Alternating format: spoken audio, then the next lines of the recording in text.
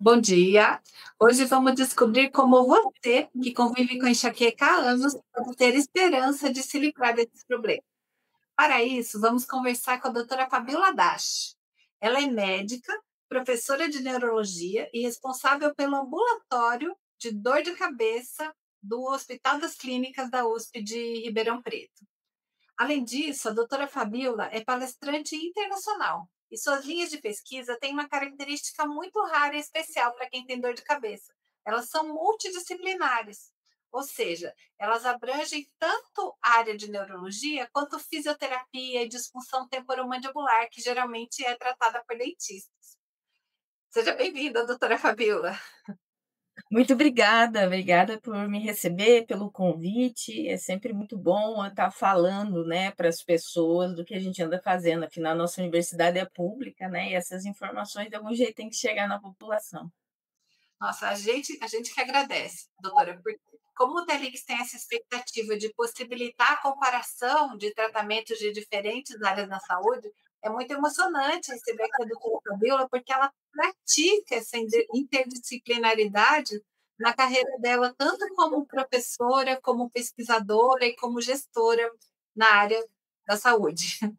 Então, doutora Fabíola, uma pessoa que tem enxaqueca há 10 ou 20 anos e vem tratando essa enxaqueca com medicação, ela pode ter esperança de ficar livre da enxaqueca?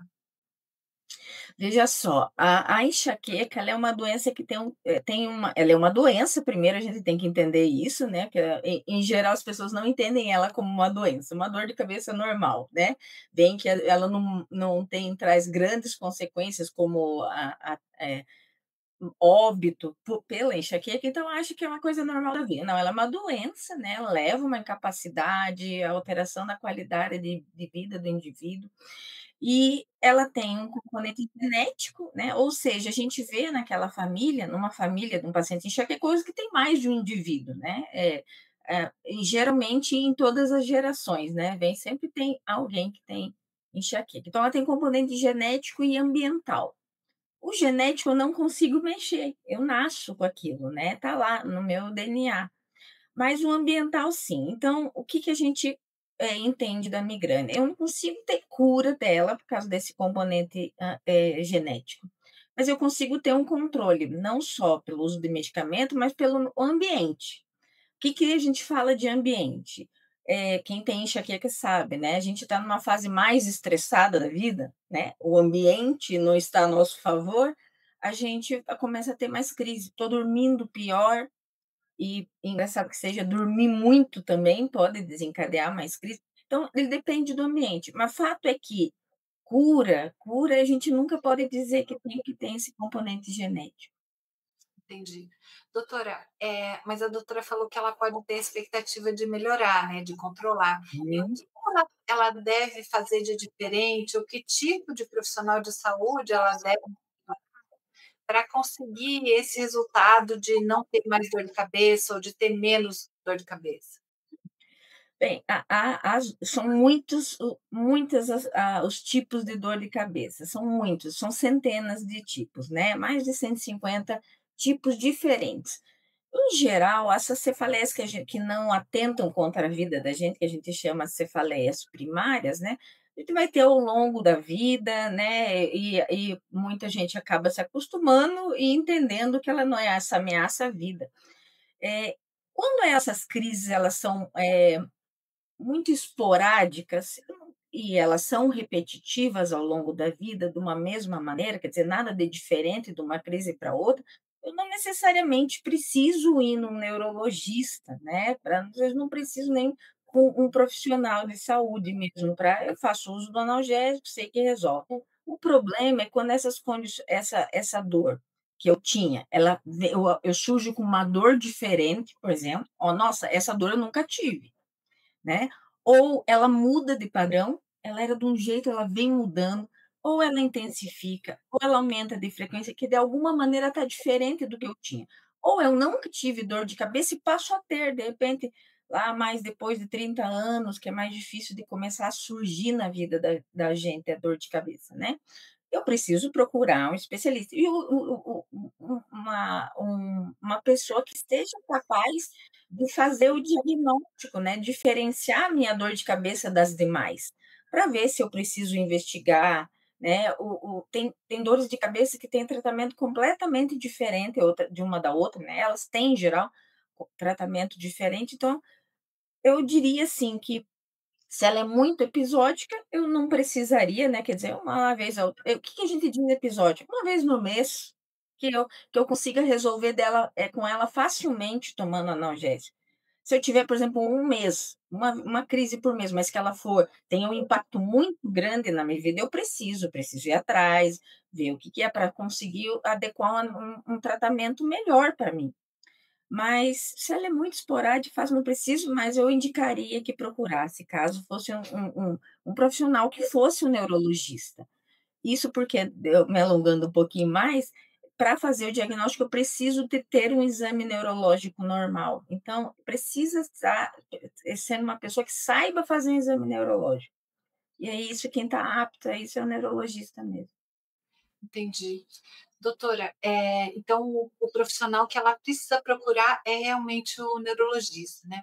Mas agora eu vou fazer uma pergunta, que é importante tanto para o paciente se preparar, né, e saber o que esperar do médico, mas também é útil para o médico geral, o médico da família ou até o recém-formado, que não é um neurologista, né, não tem esses anos de estudo, mas que, os pacientes chegam até ele, né, procuram ele com esse problema de enxaqueca. E Uhum. como é que, nesse caso, então, como que a doutora procede? Se chega um paciente com enxaqueca, a doutora para o seguinte cenário: ele tem essa enxaqueca uma vez por mês, ela é incapacitante, naquele dia que ele tem a enxaqueca, ele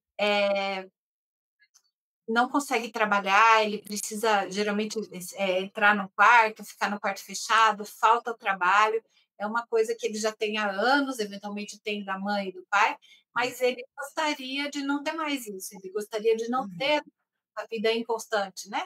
De que ele nunca sabe se ele vai conseguir cumprir as atividades, seja de lazer ou de trabalho que ele tem planejado para esse dia. Como é que a doutora procede, então, quando vai atender um paciente com esse perfil? Bem, eu tenho 2 possibilidades aí, eu explico para o paciente o que que a gente pode fazer.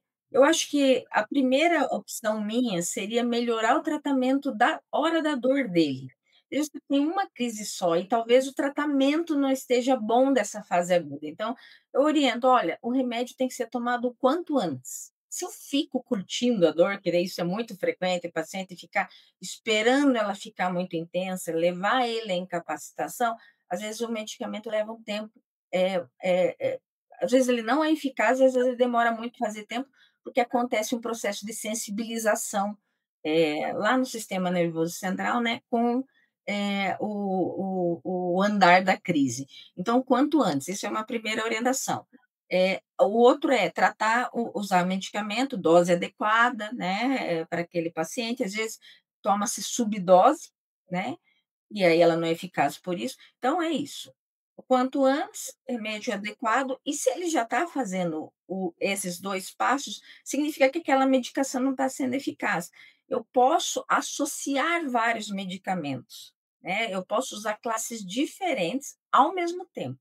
Então, eu posso usar 3 tipos de medicamentos para acabar com a crise na hora, né. Analgésicos simples, anti-inflamatórios e, por exemplo, as triptanas, eu posso associar tudo. E se isso não for eficaz, aí eu tenho uma outra possibilidade, que é o uso de uma medicação diária, né, que a gente chama de medicação profilática ou preventiva, que a ideia é evitar que eu tenha crise. Então, nós temos 2 possibilidades: melhorar o tratamento agudo primeiro e ver se a gente encontra, né, um tratamento eficaz, porque aí ele não precisaria tomar remédio todos os dias para evitar. Se essa for essa é uma possibilidade. O outra é: não deu certo isso, né, eu não consegui, controlar muito bem, o paciente ainda ficou incapacitado, apesar de todo esse manejo agudo da dor, eu uso a profilaxia. E tem a outra opção ainda, os 2 juntos.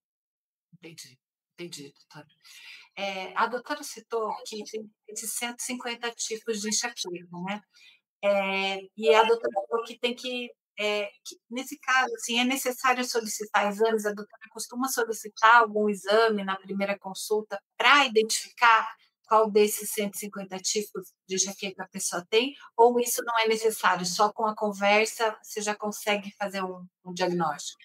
É para a gente o diagnóstico ele é baseado na anamnese, que é essa troca de informações entre médico e paciente, o exame físico geral, né, e o exame neurológico. Eu preciso dessas ferramentas para eu poder, me basear nas características da dor, no exame do paciente e pensar em que possibilidade pode ser.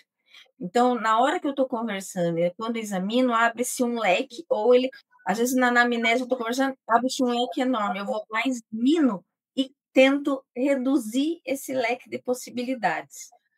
A grande maioria das dores eu não preciso de imagem nenhuma, a grande maioria, para você ver aqui no nosso serviço, né, dentro do HC, a gente tem um trabalho publicado, já faz muitos anos isso, então ele, na verdade, ele é a foto daquela época, não de hoje, mas a gente tinha 75% dos nossos pacientes do HC, que são pacientes que a grande maioria chega lá com dor diária, todos os dias ou quase todos os dias, 75 não tinham nenhum exame. A gente nunca pediu.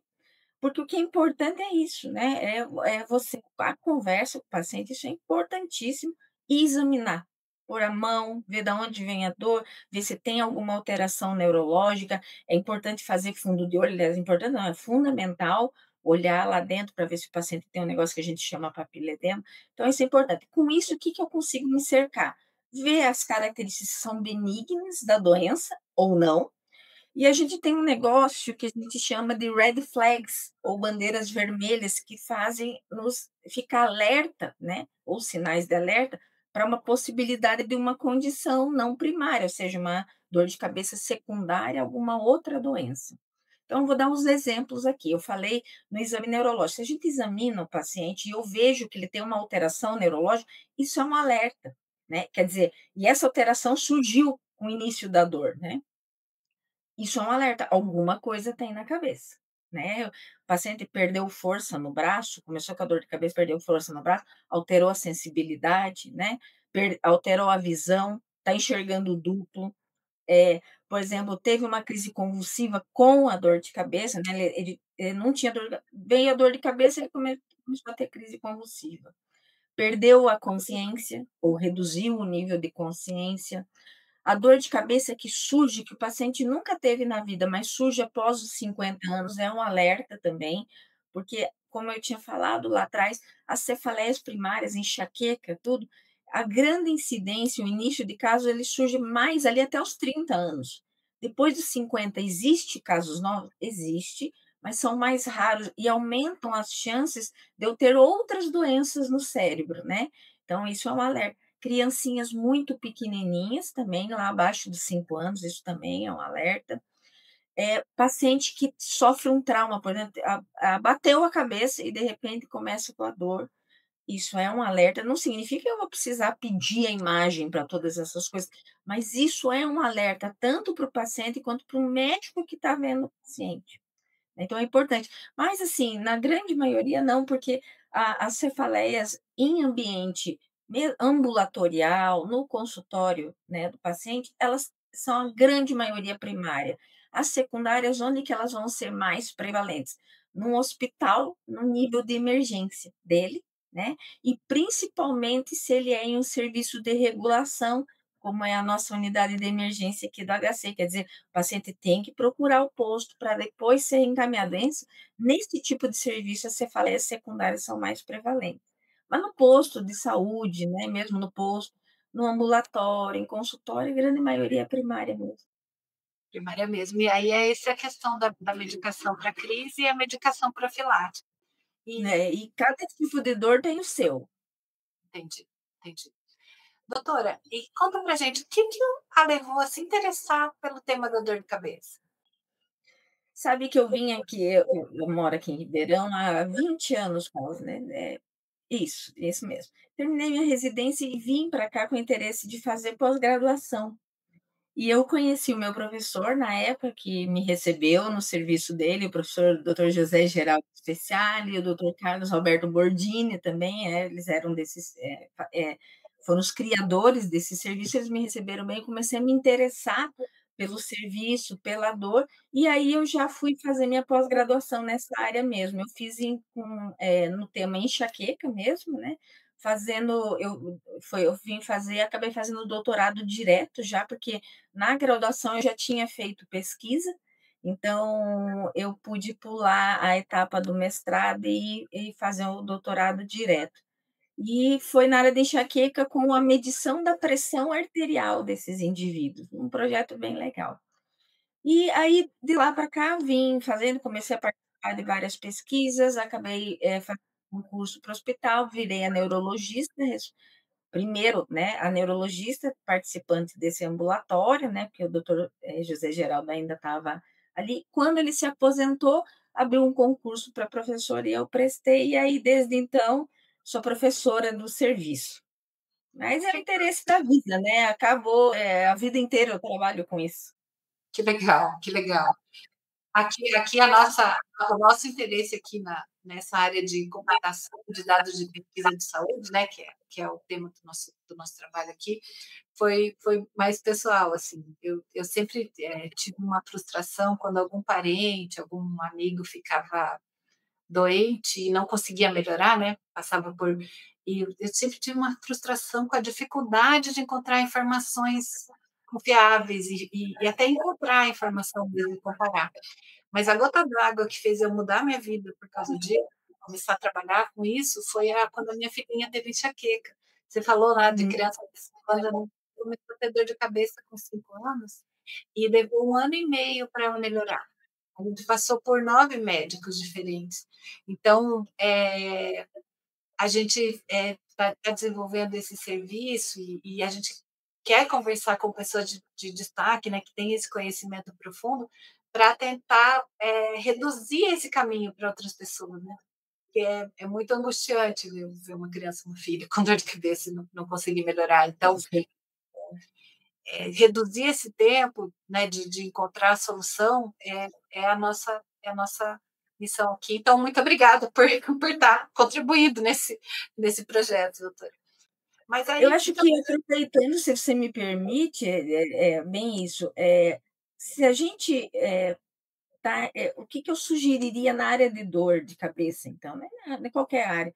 Se você está vendo que ir no neurologista geral não está conseguindo, não precisa esperar os 9, procura alguém que trabalhe especificamente com essa área, né, porque aí vai ser um indivíduo que dedica a vida só àquilo. É mais fácil a gente conseguir acertar, reduzir. Então, você indo no deve ser a gente deve ir pode ir no especialista já de cara, é claro, mas podemos ir num geral, né, por exemplo, um neurologista geral que faz todas as áreas, mas se vê que está demorando muito, que não está, procura um especialista, uma pessoa que trabalha na área, acho que, isso talvez encurtaria, né, esse sofrimento da pequena. verdade. Doutora, e quando então o paciente, né, veio, consulta, a doutora fez a análise, como que a doutora decide se vai adotar uma abordagem medicamentosa ou se vai ser fisioterápica ou se vai ser odontológico? Como é que a doutora toma essa decisão? Bem, primeiro, sempre é uma decisão em conjunto, minha e com o paciente, porque só ele pode me dizer o que ele estaria apto, e nem apto, porque tem algumas condições que nos tornam aptos ou não, aptos, desejoso, né, eu quero, isso eu não quero, então é uma conversa, o que que eu sempre falo para o paciente: "Ó, eu estudei isso e eu posso te mostrar as opções que a gente tem, a decisão é nossa, se vo eu posso te dar todas as informações do que isso é bom, o quanto isso pode melhorar, qual é o efeito colateral, mas a decisão é sempre junto com o paciente. Por quê? Porque isso me facilita a aderência dela, é a coisa que eu mais quero é que o paciente ele esteja aderente ao tratamento.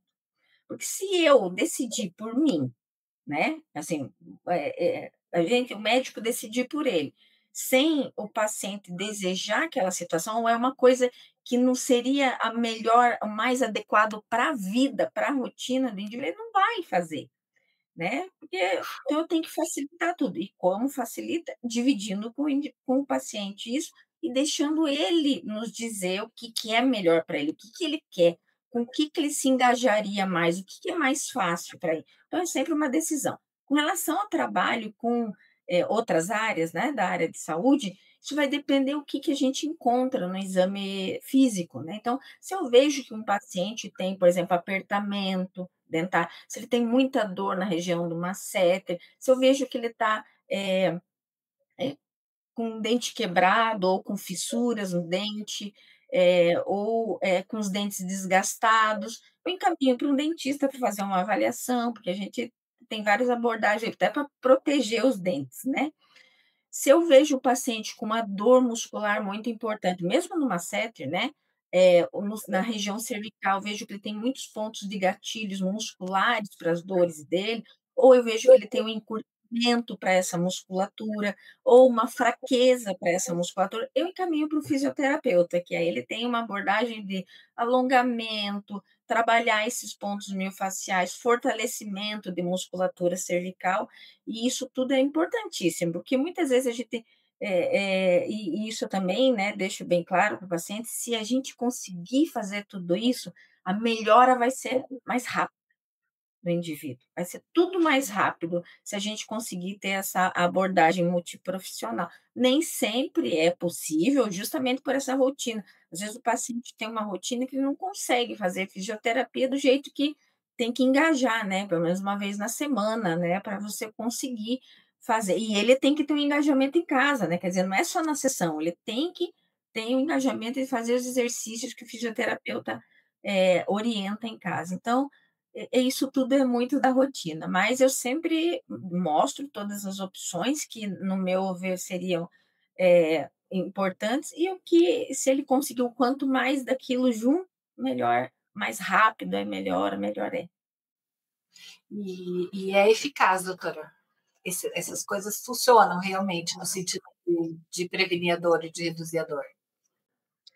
O você está falando, o que especificamente? Ou A a abordagem fisioterapia, profissional?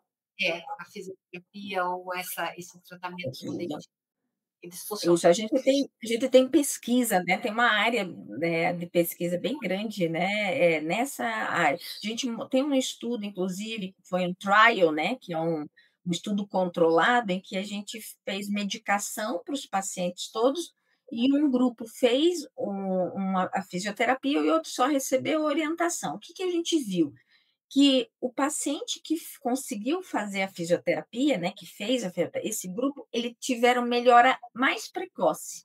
Lá na frente, quando eu olhei o paciente já meses e meses depois, eu vi que aqueles que fizeram fisioterapia e usaram fizeram fisioterapia e usaram remédio, daqueles que só usaram remédio, lá na frente, meses depois, eles estavam semelhante na quantidade, intensidade e duração, mas os que fizeram fisioterapia, eles melhoraram antes, eles já estavam melhor antes. Então a fisioterapia adiantou essa melhora do paciente. Entendi. Mas o cara que não fez a fisioterapia, no longo prazo, não ficou prejudicado, porque Não ficou o resultado é, foi o mesmo. Entendi, foi lá posterior só, digamos, ele sofreu mais tempo, né. entendi. Doutora, tem alguma plataforma que os médicos possam consultar, como, uma guideline ou uma guideline de alguma instituição, ou uma plataforma que a doutora recomenda, que tem esse passo a passo de quais testes fazer né, a doutora falou da anamnese, do teste neurológico, como fazer isso, a doutora usa na sua prática clínica, que outros médicos podem usar, que a doutora Ó, eu sou professora aqui, né, da USP, a gente tem uma plataforma mais dedicada aos alunos, né, do que a gente forma, né, não temos uma plataforma, assim, aberta, porque nessas plataformas, nessas nossos, eh eh nesse produto, nessas aulas que a gente produz, tem exposição de medicamento, dose, né. Então esse conteúdo a gente não tem como abrir, porque é do ensino do médico, né, e é irresponsabilidade a gente expor, porque, se a gente colocar isso, né, porque poderia fazer mal para os indivíduos eles terem acesso às drogas e pelo problema da automedicação. E isso é seríssimo, a automedicação, né, é a gente fazer mal para a gente mesmo.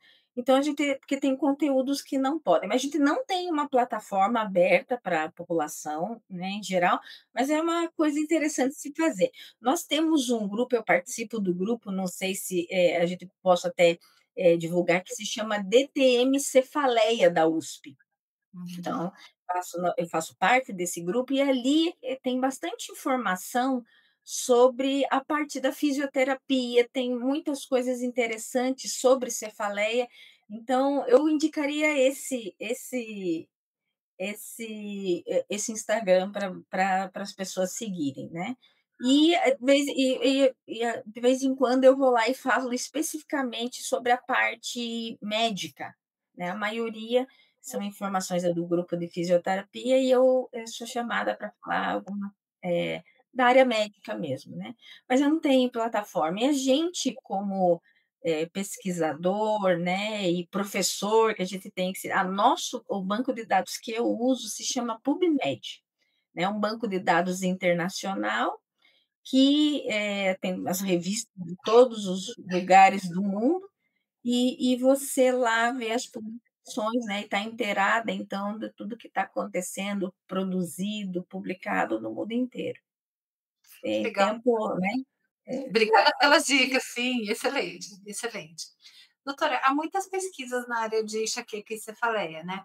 Com lançamentos de novas soluções que envolvem não apenas medicamentos, mas também gadgets. Por exemplo, o casacetável, aquela tiarinha que põe na cabeça, abordagens dietéticas, o botox, né?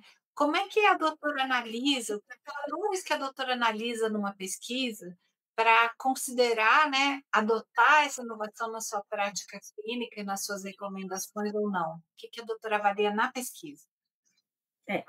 É, hã, bem, a pesquisa para eu dizer que um produto ele é seguro, que ele funciona mesmo, eu preciso de pelo menos 2 trials, né, de estudos controlados placebo, quer dizer, um grupo eu uso um placebo ou uma estimulação Chan, né, que é uma estimulação mentirinha, quando eu comparo, por exemplo, o Cefale lá, que você falou, né, esses estimuladores periféricos, eu preciso ter pelo menos 2 que avaliem a mesma situação, né, tenham o mesmo desfecho e mostrem resposta favorável. Então, com isso eu consigo, saber: olha, o remédio ou o dispositivo realmente funciona e ele é seguro, porque no estudo eu consigo ver segurança. A partir daí, eu estou autorizada, né, a dizer, essa informação que eu te falei, e eu posso usar na prática. Porque depois tem outros tipos de estudo que saem, que é o pós-comercialização, por exemplo, então sai uma substância nova, faz-se pesquisa, vê, pá, começa a usar. Eu faço pesquisa pós-comercialização também. Claro, antes desse estudo em ser humano, esse primeiro que eu falei do trial comparando, tem estudos em modelo animal primeiro, né, tem estudos mais simples, antes num grupo menor de paciente, para depois fazer para um grupo maior. Porque o teste a gente tem que ter certeza de que não vai ter ser maléfico, né, a substância não vai ser maléfica. Então é dessa maneira.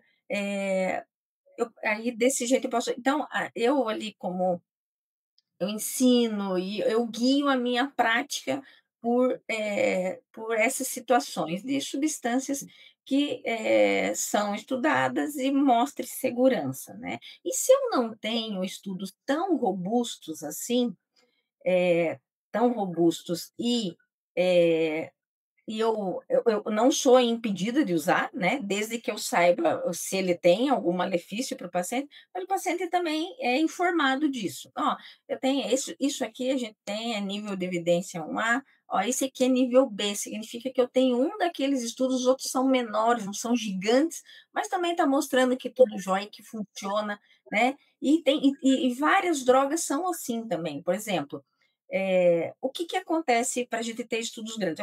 Substâncias novas surgindo. Eu tenho muitas substâncias antigas, que a gente chama de vários anos de existência, né, que não vão ser mais estudadas, né. Elas são substâncias baratas, que estão aí no mercado, o laboratório não tem interesse em fazer estudos com isso, né, então isso seria a gente conseguiria ter evidência maior, ou estudos grandes, se algum pesquisador se interessasse por aquilo, mas em geral o que se interessa é por coisas novas, né, o laboratório vai se interessar, a universidade vai se interessar por surgimento de novas opções.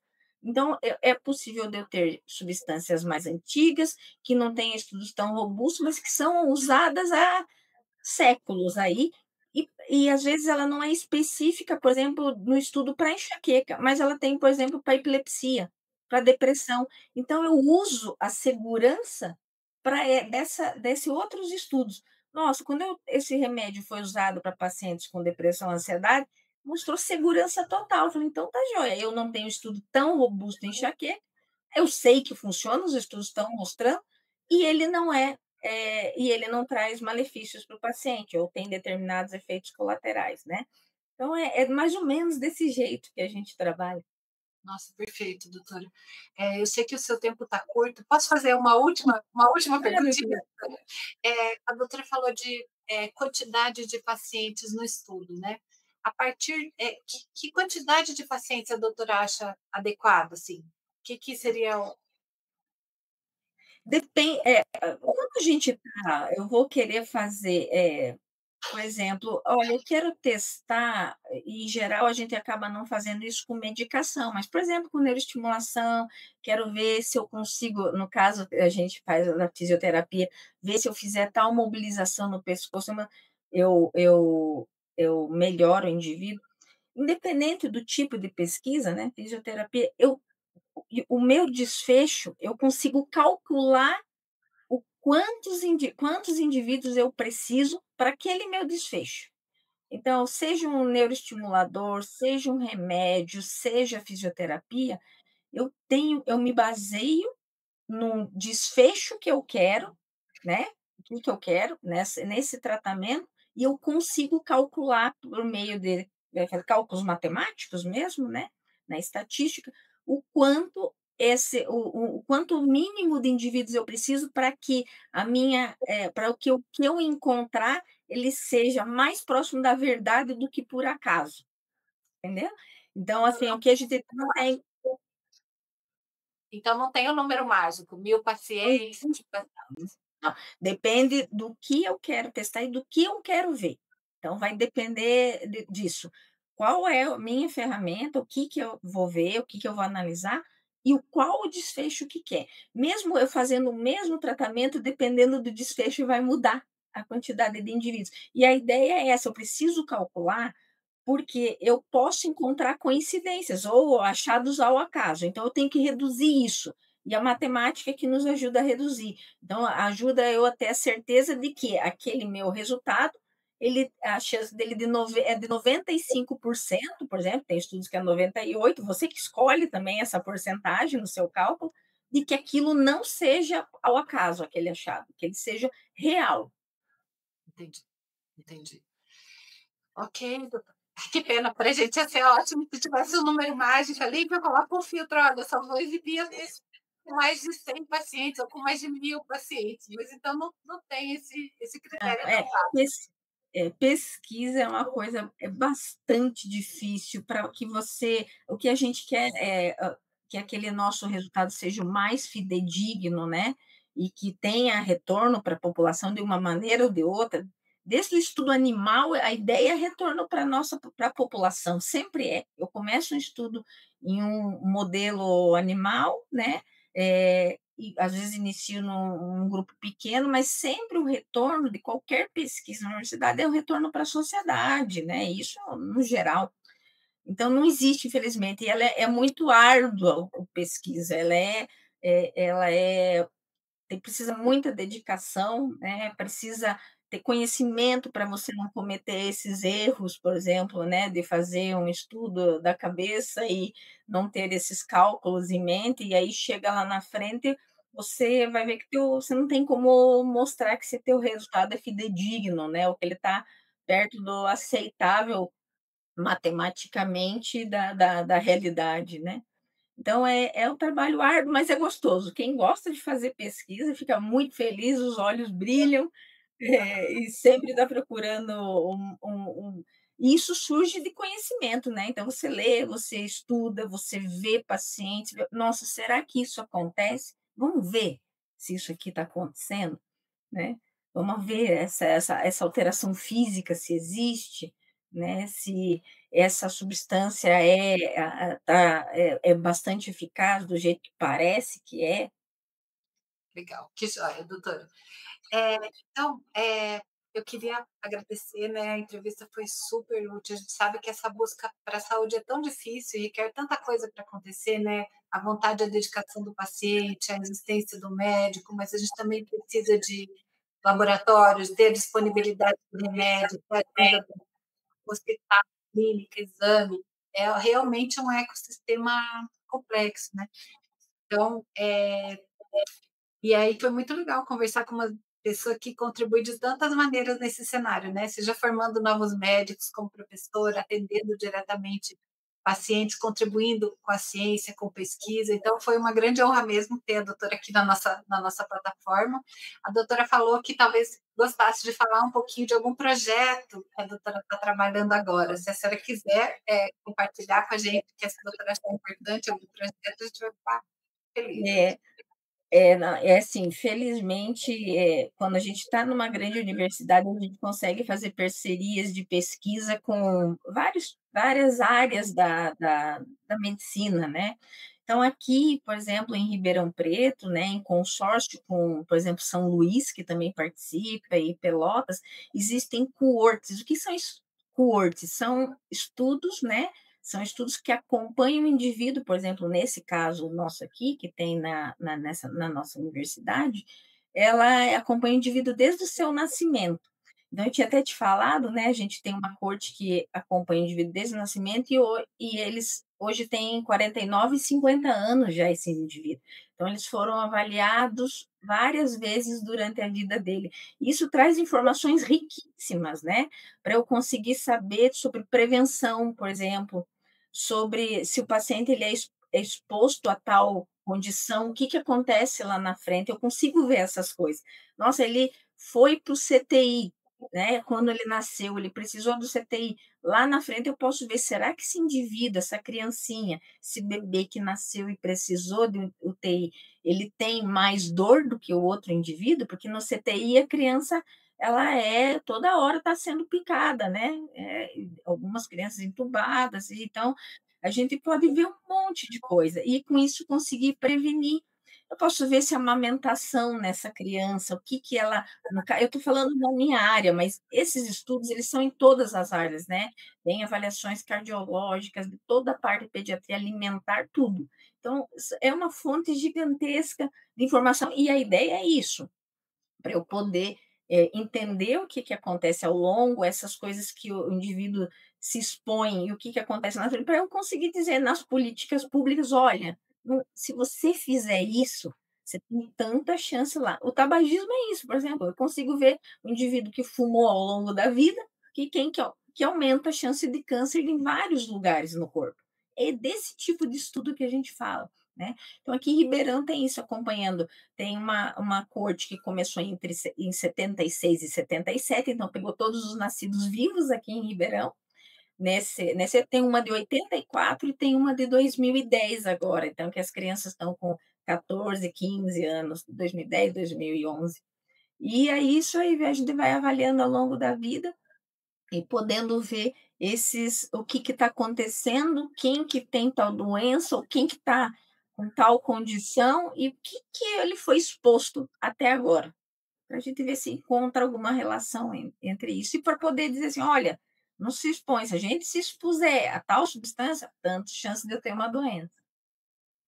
Legal, doutora. Que massa. Muito Assim, bem. eu acho que a pesquisa, assim, é fantástica, essa é fabuloso e é um grupo que se chama NESCA aqui, que é coordenado pela pediatria, que desde sempre, né, foram os idealizadores lá uma década atrás, meio século atrás, né, 5 décadas atrás, pensaram nisso e começaram. e de tempo em tempo, faz-se nova, chama-se os indivíduos de novo, faz é um trabalho gigantesco e também é de um orgulho imenso que eu, né, como colega deles, tenho orgulho, que é muito difícil isso, conseguir fazer isso numa população tão grande assim, né, e com resultados que são importantíssimos para a ciência. Nossa, é muito legal. Eu nem tinha ideia que aqui no Brasil, numa faculdade pública, tivessem estudos de tão longo prazo, né. Muito. Muitos estudos divulgados de Harvard, dos Estados Unidos, de acompanhar essas populações por longo tempo, mas eu sinceramente não tinha ideia que aqui no Brasil, né, estava sendo feito 3 estudos tão grandes e tão amplos, é muito legal. Com certeza essas pesquisas merecem destaque, né, para que elas possam trazer a contribuição para a sociedade, né, para que todos os médicos e os pacientes possam se beneficiar desse conhecimento rico que é gerado. Que legal, doutora, parabéns, parabéns mesmo. Obrigada. Obrigada aí pela participação. Eu vou liberar, porque a doutora falou que tinha esse compromisso. Pensa, Que também eu bom, ficar conversando aqui mais tempo, porque tinha verdade, é. umas 10 perguntas a mais aí na minha lista, mas quem sabe em outra oportunidade a gente possa Isso, conversar de novo. podemos marcar, podemos combinar outra sim. Você tem interesse e eu gosto de falar desse assunto, então, junta o útil ao agradável e pronto, mas a gente pode combinar uma outra data, sim. Que legal, espetáculo, doutora. Obrigada, obrigada a vocês que estão assistindo aqui ao vivo, e o pessoal também que vai assistir depois a gravação. Espero que a entrevista sempre tenha sido útil para vocês. Um abração.